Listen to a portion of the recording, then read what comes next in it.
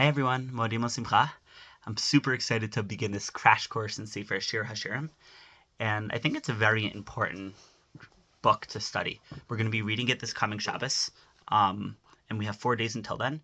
And we may know generally that Shir HaShirim is this love story between us and Hashem, but I feel like a lot of times we don't actually take time to look at the words and approach the details, and we know the general picture, but we don't get to know the specifics. And it's a little bit of a shame because there's so much beauty there. And if we take the time to appreciate it, understand what it's saying, then I think it's going to really enhance our relationship we have with Hashem, right? I think it's important to read the Mishnah in Masechet Yadayim that discusses this, because there are all these arguments in the Mishnah Masechet Yadayim about whether or not Shir HaShirim is actually should be considered part of Tanakh. Because if you look at Shir HaShirim, you read it literally, it seems to be this love story between a man and a woman, and that seems a little bit crass and not something that belongs in Tanakh. And all the rabbis going back and forth, is this holy, is this not holy? And Rabbi Akiva steps in, and Rabbi Akiva says, Chas v'shalom. I'm reading from the Mishnah at the end of the third Perek of Masechet Yadayim. Lo nechalak Adam Yisrael al Shir HaShirim. No one disagreed about Shir HaShirim. No one said it's not holy. She'ein kol ha'ulam kulo kadai kayom shenitan bo Shir HaShirim Yisrael. The world is only worthy because of the day that Shir HaShirim was given to the Jewish people. She'kol ha'ktuvim kodesh, because every other part of Tanakh that was written, they may be holy. But Shir HaShirim, kodesh kodashim. But Shir HaShirim is the holiest of holies. Why is that true? Because a lot of times when we're involved in avodas Hashem, and we have all these specific details and the mitzvot and the nitty gritty, and those are all important. I'm not trying to downplay them. But sometimes we could get lost in the trees and we forget about the forest. And we do all these details, and then it could sometimes turn into this checklist relationship we have with Hashem, which we start doing all the things. And once in a while, we need to take a step back, look at it from bird's eye view, and see not just the specific trees, but the entire forest, and recognize that, yes, we have to do all the details, and all the details are important. But why is this important? Because of the relationship we have with the Kadosh Baruch Hu, because of this intense love and this intense passion.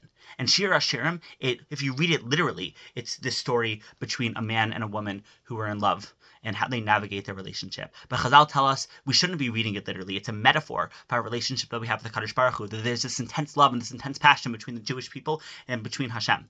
And that's the kind of love and that's the kind of passion that should be the foundation between everything we do, between all of avodas Hashem, between all of Torah and Tefillah and mitzvot. And yes, the nitty-gritty are important, but we have to understand why we're doing the nitty-gritty, because it's built on this foundation of love and passion that we have for our Kadosh Baruch Hu. And we learn Sefer Shir HaShirim to remind us of the intense emotion that goes into our relationship with the Kadosh Baruch Hu. And only then, once we understand that, are we able to better be Ovdei Hashem and serve God. And only then are we going to be able to adequately do the nitty-gritty.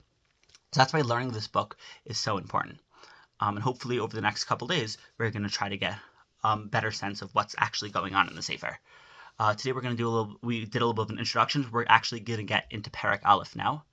I guess first it's important to start by introducing the characters, right? Like we said, the two main characters in this book are the man, he's referred to as the Dod, right? Dodi, the beloved, and the woman, the Raya, Rayati. The Dod, the man, is going to be the metaphor for Hashem, and the woman is going to be the metaphor for Am Yisrael. And we're going to speak about this man and the woman, and notice how they come from two very different places. The man, he's this aristocrat. He's sometimes portrayed as this king. He's sometimes portrayed as this high-class shepherd. But he's like a really big deal. And the woman is just like a small little like country girl. She works on a farm.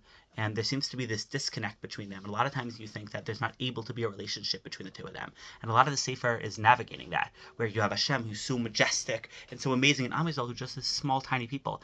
And how do two people from two totally different social classes have a relationship? I don't know if any of you have seen the movie Notting Hill. It's like a rom-com from the early 2000s, back when rom-coms were still good and relatively appropriate. Not that I'm recommending the movie.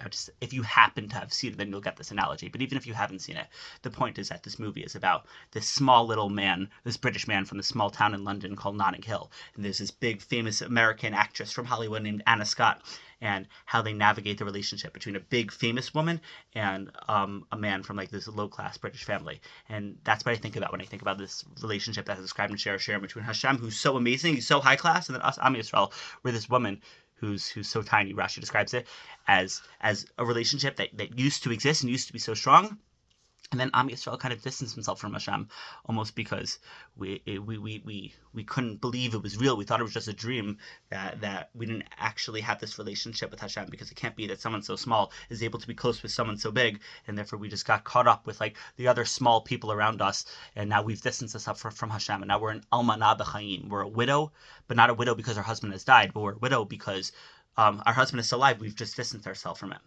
and it's about restoring that relationship that we once had with Hashem. And the whole Sefer, yes, it's easy to portray the Sefer as a story chronologically from beginning to end, and a lot of Mefarshim do, and we're going to speak about like different like stages of the relationship. But really, I think when learning the Sefer of Shir HaShirim, we're going to see there's not necessarily a resolution at the end, because the main point is not necessarily to view it as a narrative with a beginning, middle, and end. The main point is to try to understand not the story, but the experience, the feeling. It's the moment, and not necessarily to take the plot line and translate that into our relationship with Hashem, but take the feeling and the emotion, the experience, and translate that to our relationship with Hashem. Feel the love sickness, and we're gonna use the super powerful and poetic descriptions that Shlomo HaMelech, who wrote Shir HaShirim, he uses, and try to use that to create a new foundation for our avodas Hashem and our whole world as serving HaKadosh Baruch Hu and being members of Am Yisrael. Sound good? Amazing. So let's start with Perek Aleph. The general overview of Perek Aleph, of the first chapter, is we open with Am Yisrael. The woman has been separated from Hashem. We kind of got caught up with all the people around us, and we forgot about Hashem, who was so amazing, and we regret it. We reflect back on how amazing Hashem was, how special He is, and how good He was to us, and how we were so ungrateful in return. And we say, Hashem, please just take us back. And Hashem says, I want to take you back, but like you need to get better first. And it's going to be mostly Am Yisrael talking. Hashem is going to talk a little bit. We're not going to read every single phrase inside. We're just going to get a sense of the tension that exists between Hashem, who is up here, and Am Yisrael, who is down here. Okay? I think it's important, though, to read the first verse inside. Right? Perek Aleph Pasuk Aleph says, Shir HaShirim Asher L'Shlomo. Shir HaShirim, this is the song of all songs, Asher L'Shlomo, that belongs to Shlomo. And yes, Shlomo HaMelech wrote Shir HaShirim, but Chazal tell us no. Shlomo, in the opening Pasuk of Shir HaShirim, is not referring to the King Solomon, it's referring to Hashem, who is Melech Shehashalom Lo, the king to whom all peace belongs. Meaning Hashem wants there to be shalom, Hashem wants there to be peace, and we're starting the Sefer this way, because even though there is tension between us and HaKadosh Baruch Hu in the Sefer, but also at times in the world, it's very important to remember that the tension and the distance that exists between us and Hashem is purely a means to an end. Hashem doesn't want there to be tension. Hashem wants there to be shalom. Hashem wants there to be peace. Sometimes there needs to be tension and distance in order to achieve that end goal of peace, but we have to remember that the shalom, the peace, is the end goal, and all the tension and all the distance and everything, the separation that's described in this book is only a means to an end, but it is by no means the end goal. Amazing. We start with a few verses. If you're following inside, it's Psukim, Bet, Gimel, and Daled, where Am Yisrael turns to Hashem and says, Hashem, I miss your love. I miss your kisses. Your love is better than wine. Your name, your reputation is so great. It's better than oil. Alkein alamut ahivucha. Therefore, all the other maidens are obsessed with you, and that's why I was obsessed with you too, because you're so amazing and so spectacular.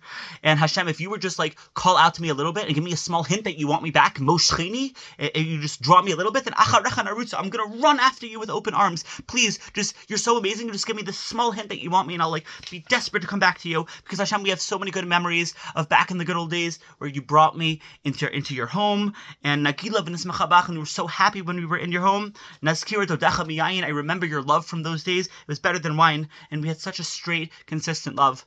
And Am Yisrael says, Hashem, I know you're so great. I know you're so amazing. Our love was so great, and now it's gone, and I wish I had it back. That's how we open the Sefer, with Am Yisrael reflecting on the fact that they used to have this intense love for Hashem, but now it's not there anymore. Now Am Yisrael turns and speaks to the other character in the book, right? There's the Dod, the man, which is Hashem. There's the Raya, the woman, which is Am Yisrael. Then we also have Benot Yerushalayim, which refers to the other nations of the world. And Am Yisrael turns to the other nations of the world and say, I know you're looking at me and I know you're laughing. I know you think I'm crazy because I'm this low-life country girl and I'm trying to regain this relationship with Hashem. And you're saying it's impossible because I'm blackened and I'm all darkened because I work out in the fields all day and my skin looks disgusting and I'm ugly. But know that everything you see externally, all the disgustingness, all the disgrace, which obviously is a metaphor for sins, for us not being on a spiritual level that's worthy of a Kadosh Baruch Hu, and the rest of the world sees that and they laugh at us and say, you guys aren't worthy of the love of a king. And we say, yes, you look at me and you see this darkness and this blackness. Shechorani, I look darkened. V'nava, but really I'm beautiful.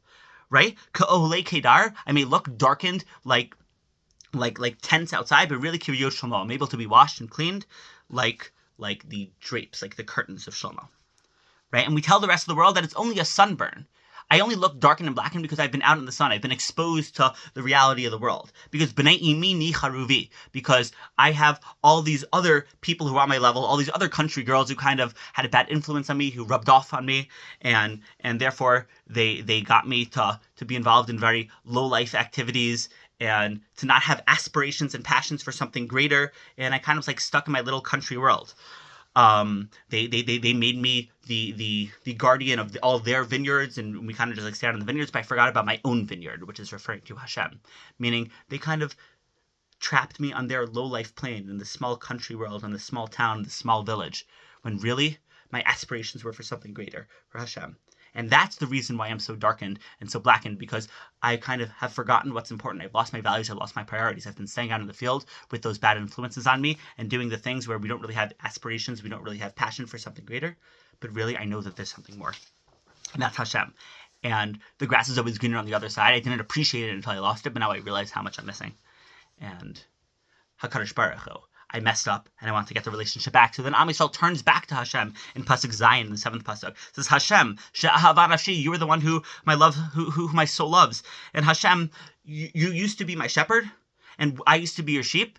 But now what's going to happen? Now that we're distanced, we're separated. You're going to go out into the field and all the other shepherds are going to have their sheep, and you're going to go out to the field and you're going to be a shepherd and you're going to have no sheep. And it's going to be embarrassing to you. And therefore take me back so that you're not the only shepherd who doesn't have a sheep. Hashem, I messed up, I know, but take me back. We want to be your flock again. We want you to be our shepherd. And now for the first time, Hashem opens his mouth. Hashem as the man opens his mouth and turns to Am Yisrael in Pasuk Chet and speaks in Pasuk Chet, Tet, Yod, and Yod Aleph and says, I know you want to be my shepherd, my sheep again. And I do want to be your shepherd again. But Tzi'ilach bi'ikvei asod, but you have to go back and be a certain kind of sheep. Look at the sheep of your ancestors, the footsteps of the sheep that came before you. I mean, you got to go and act like your ancestors. You can't just like say, I messed up and I want my love and I want you to take me back. You have to make sure to correct your ways and act like the ancestors, right? Only if you change the kind of sheep that you are, you become the sheep like the ancestors who weren't blackened by sin, who weren't just like stuck in their small little village, their small low life, but they had higher aspirations and higher passions and did great stuff. Only if you're able to act in the footsteps of your ancestors and be like those kind of sheep, only then can I take you back. And then Hashem spends a few psukim describing how beautiful their relationship was with the ancestors and how much Hashem gave them because of how beautiful they were. In psukim Tet, Yod, and Yod Aleph, that Hashem compared the ancestors, our forefathers, to like the horses of Paro and gave them all these spoils and all these beautiful gold and all the silver. Hashem gave them all these presents because of how amazing they acted. And Hashem says, I will give you all these things too. I'm going to give you all these amazing things. I gave all these jewelry and all these gifts to your ancestors in the past because they acted so special. And I will give them to you too. And I'm willing to make you also beautiful. And I'm willing to take you and be my sheep again, even though I'm this high king and I'm this high person and you're from this low life town. I want to take you back to be my love, but you have to act as if you deserve it and you have to act worthy. And then Am Yisrael says, oh my gosh, we messed up. And they start reminiscing in Psukim Yud Bet, Yud Gimel, Yud Dalet, Tet Vav, and they say, Hashem, you were at the party, you were at our wedding, you were at our engagement party, but in your din natan reicho, and yet I had all this bad perfume. I messed up and I had all these bad smelling aspects to myself. Hashem tzror habor dodili, and Hashem, even when you saw that I had bad aspects to myself and I had bad aroma and bad perfume and bad scents, you gave me good spices to make me smell even better. Eshkol hakofar dodili, Hashem, you gave me kofar, which Chazal say is like kapara. You gave me atonement. When I had bad smells, you gave me good smells. Even when I kept messing up and I kept having bad smells, you keep forgiving me and giving me a second chance and you made me smell better.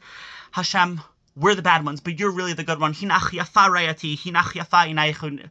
Oh, sorry, Hashem, you said to me, hinach yafa rayati. Hashem, you said, even after we messed up, you still told us that we're so beautiful, that our eyes are as beautiful as doves. Hashem, this is totally our fault. We totally messed up. Hashem, you gave us all these opportunities, and even after we messed up, you kept giving us a second chance, and we understand that this is totally our fault. And Am Yisrael turn to Hashem one final time and say, Hashem, we don't deserve any of this. Because really, you're saying we're beautiful, but Pasuk Tet Zayin, Hincha Yafev Dodi, Afnaim, Hashem, really, you're the one who's beautiful. Afar Sinu Ra'anana Karut Batinu Arazim Brahitinu Barotim, and your beauty is reflected by your beautiful house, your beautiful surroundings, your beautiful Mishkan, right? Our beauty, or our lack of beauty, is reflected by the fact that right now we're so blackened and we're working in the fields and we're working in this low-class society. But Hashem, your beauty is reflected by the fact that you have this beautiful home, this beautiful temple, right? In the analogy, it's referring to the palace. In the Nimshal, it's referring to the Mishkan, the Beit HaMikdash, and the beautiful world that Hashem has created. And the point is, Am Yisrael is saying, Hashem, we miss your love. Your love is so great. We didn't appreciate it in the moment, and therefore we kind of got swept up in the low-class people, the low-life people. But now that we don't have your love anymore, we realize how amazing it was. And yes, we deserve to be ostracized because you gave us all these beautiful things, and you gave us all these second chances, you gave us all these amazing gifts and spices and presents, and we messed up and we didn't take advantage of it. You said we were beautiful, but really you're the one who's beautiful for being so understanding and so caring and giving us all these second chances. And Hashem says, I want to bring you back as my people. I want to bring you back as my love. But you got to make sure you deserve it. And now we're going to see how this translates into the upcoming chapters. But the point is, try to feel this love and this passion that Am Yisrael, we're so distant from Hashem, and yet we yearn to get back to Hashem. And that's the feeling we should have, and know that Hashem in return, He wants us to come back. But if Hashem just took us back and give us another second chance without us deserving it, then it's going to reflect an endless cycle where we mess up again. So Hashem wants to make sure we earn the love, because only then will it be truly appreciated. Let's try to translate this love, this yearning that we have for HaKadosh Baruch Hu, this longing that we have for HaKadosh Baruch Hu that's described in the opening Perek of Shir, HaShirim, and translate that into our avodas Hashem over the upcoming few days. Okay? I'll talk to y'all later.